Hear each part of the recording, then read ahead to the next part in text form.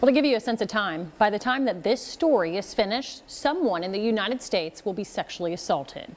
It's a disturbing statistic, and it's hitting close to home for some in Music City, especially at bars. Fox 17 News' Amanda Chen taking a closer look at the date rape drug problem here in Nashville and what some of the local bars and restaurants are doing to help protect both locals and visitors. We want to warn you, some may find this story triggering.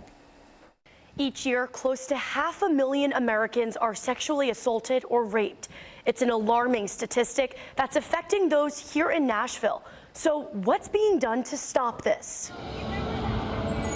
A little less than half of reported sexual assaults last year in Nashville may have involved alcohol. That comes from the Sexual Assault Center in Nashville.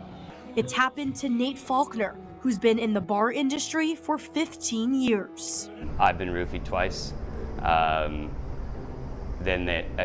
don't know if it was technically meant for me, but I bought a round of shots for some people, and we had to leave the bar because the Uber was there, and so the girl next to me didn't take her shot. And I'm a career bartender. I don't leave liquor on the bar, and I took the shot. And next thing you know, I woke up 12 hours later and didn't remember anything. About to change, but he's seen it happen to his friends, and even those just enjoying a night out. It is definitely a huge issue that needs to be addressed and needs to be really looked at hard so that we can all take note and be safe. Faulkner is the general manager of Teddy's Tavern, which is one of only 2 bars in the Broadway area, a part of the Safe Bar program right now.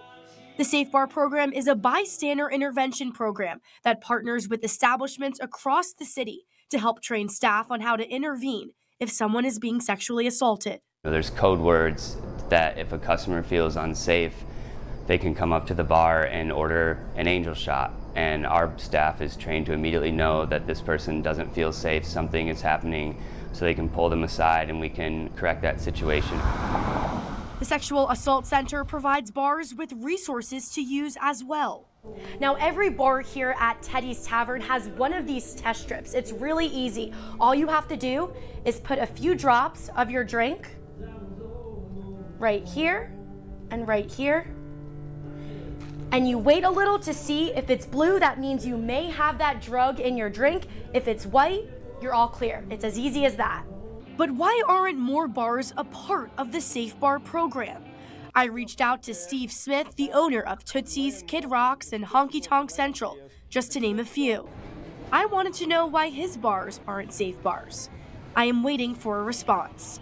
I also contacted the owners of Jason Aldean's FGL House, Luke's 32 Bridge, and Miranda Lambert's Casa Rosa.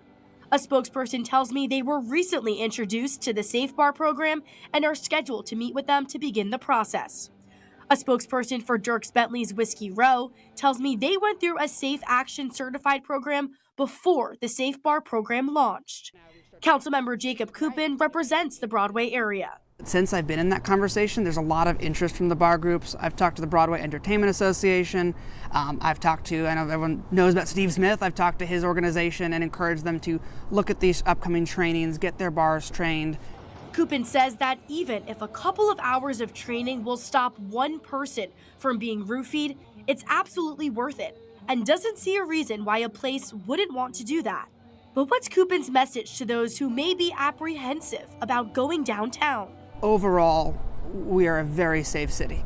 New Year's Eve weekend, we had over 250,000 people come through downtown Nashville. There were certain incidents that, of course, any incident is not good, but relatively to the amount of people moving through, we have a safe city.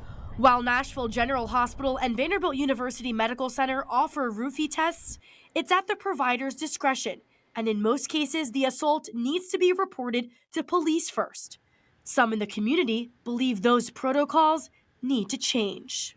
The Sexual Assault Center also has a safe clinic open 24/7 for those who want to get an exam.